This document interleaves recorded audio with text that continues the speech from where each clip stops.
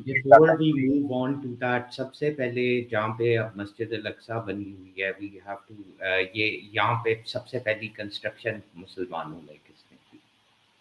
हाँ, इसमें ये मैं आपको बता दूं कि ये अमूमी तौर पर जो ज्यूज ये कहते हैं कि जी ये हजरत सुलेमान अलैहिस्सलाम के जमाने में बनाई गई है, लेकिन ये कॉन्सेप्ट ठीक नहीं है। हमारे हिसाब से हम एक हदीस पेश करते हैं जिसमें ये बात कही जाती है कि जो सबसे पहली मस्जिद बनाई गई वो तो मस्जिद बैतुल हराम बनाई गई। उसके 40 साल के बाद एक दूसरी मस्जिद बनाई गई थी जो मस्जिद अक्सा है। अब हम इस बात को जानते हैं कि मस्जिद जो जो हराम है, मस्जिदुल हराम जो है, उसकी बुनियादें हजरत आदम अलैहिस्सलाम ने रखी थी, जिसको बाद में रीडिस्कवर किया था इब्राहिम अलैहिस्सलाम ने और इस्माइल अलैहिस्सलाम ने बनाया था। ठीक है? तो अगर हम 40 साल का अरसा ले लें तो मस्जिदुल बैतुल हराम को जो बनाया गया, मस्जिदुल हराम को, तो हजरत आदम अलैहिस्सलाम के 40 साल के बाद वो उसकी बुनियादें रखी जा चुकी थी। तो इस बुनियाद पर हम ये कहते हैं कि ऐसा नहीं है कि हजरत सुलेमान अलैहिस्सलाम ने इसको बनाया है। और अगर बनाया भी हो, बिल फर्ज ये फर्ज भी कर लिया जाए, तो हम हजरत सुलेमान अलैहिस्सलाम को कुरान मजीद की रूह से मुसलमान मानते हैं। उनको हम ये ज्यू नहीं मानते। जुडाइज्म हमारे नजदीक बात की पैदावार है। ये बुनियादी तौर पर वो रिलीजन नहीं है जो कि क्या कहते हैं, जिसके दाई जो हुआ करते थे वो हजरत इब्राहिम अलैहिस्सलाम हुआ करते थे। ये एक बुनियादी फर्क है मुसलमान जो करते हैं। ठीक है ना? हजरत दाऊद अलैहिस्सलाम और हजरत सुलेमान अलैहिस्सलाम को हम अल्लाह के नबी मानते हैं और ये बात हम कहते हैं कि वो मुसलमान थे। तो इसलिए इस पर हमारा एब्सोल्युटली हक करेक्ट, लेकिन रनर, ये बात तो आपकी सही है कि जुडाइज्म के टाइम के अंदर who were the constructors and who constructed this, but मुसलमानों के अंदर हजरत उमर के दौर के अंदर तो यहाँ पे मुसलमानों की तरफ से डायरेक्टली कोई कंस्ट्रक्शन नहीं हुई। सो व्हेन हाँ, वाज द ठीक है। First time Muslims constructed something here is a very imperative point. हाँ, हाँ, ठीक है। लेकिन आपको ये बात बता दूं कि मस्जिद अक्सा के सामने मस्जिद तामीर की गई थी। हाँ ये जो जी, मस्जिद वलीद अल-अक्सा बिन के अब्दुल सामने मलिक। की गई थी, लेकिन इस लोकेशन के हम्म, ऊपर सबसे पहले उमैय्यद दौर के अंदर कंस्ट्रक्शन हुई है ना, if G, I am G, not G, wrong. और जी, जी। यहाँ पे सबसे पहले छोटा-सा एक कमरा हज़रत अमीर मुआविया रज़ी ताला अन्हु के टाइम के ऊपर बना। हाँ, ठीक है। लेकिन ये तो खैर ये इसमें डिस्कशन हो सकता है कि कब, लेकिन ये जो गोल्डन मस्जिद आप देखते हैं ना, गोल्डन डोम, ये मस्जिद अक्सा हमारी नजर में नहीं है। सही है ये ना? ये मस्जिद इसको उमर है ना, देयर इज़ अ पर्टिकुलर हाँ, name for that, that is referred हाँ, टू एज़ हाँ, नहीं, मस्जिद नहीं, उमर। मस्जिद वलीद कहलाती है, मस्जिद वलीद है। ये वलीद बिन अब्दुल मलिक ने बनवाई थी। वलीद बिन अब्दुल मलिक का दौर बहुत बाद की बात है। सही है ना?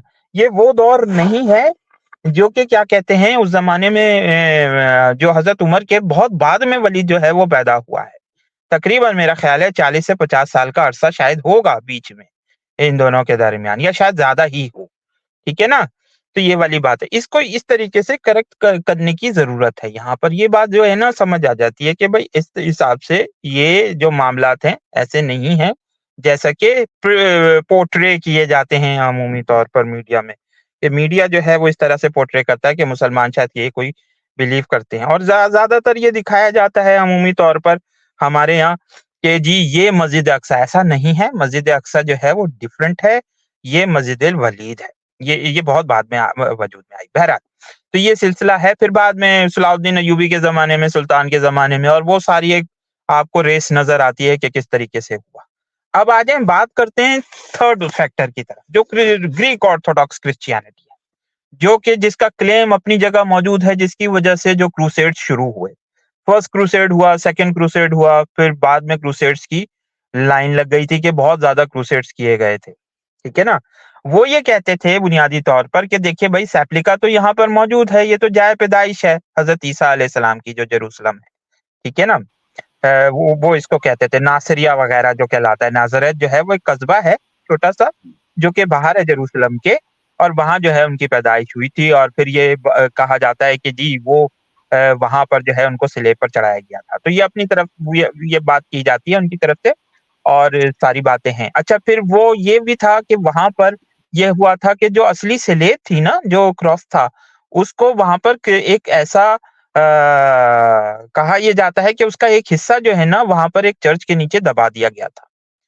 जो बाद में ये जो कॉन्स्टेंटीन की जो मदर थी उसका नाम मैं भूल रहा हूँ, जो सबसे बड़ा जिसकी वजह से कॉन्स्टेंटिनोपल कहा गया इस्तांबुल को, उसकी जो माँ थी ना उसने उसको निकाला था और डिस्कवर किया था, और ये लोग फिर आया सूफिया वगैरह ले गए थे।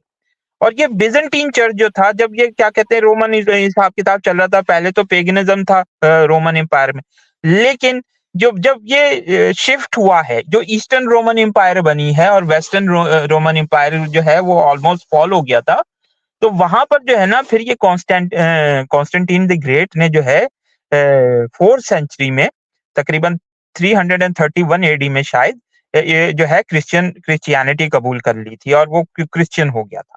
और फिर बाद में ये आया सूफिया और ये वगैरह इनके जो है चर्चेस वगैरह बनाए गए थे, तो ये लोग वहां ले गए थे। कहा जाता है कि ये जो क्रॉस था ये लोग ले गए थे, और इस वजह से इनकी जो इम्पोर्टेंस है इनके दिलों में ये बहुत ज्यादा है, जितना ज्यादा जो ऑर्थोडॉक्स क्रिश्चियनिटी के लोग हैं, जिसको commonly Greek Orthodox Christianity church कहा जाता है, उनकी यरूशलेम से जितनी वाबस्तगी है शायद ही किसी की हो।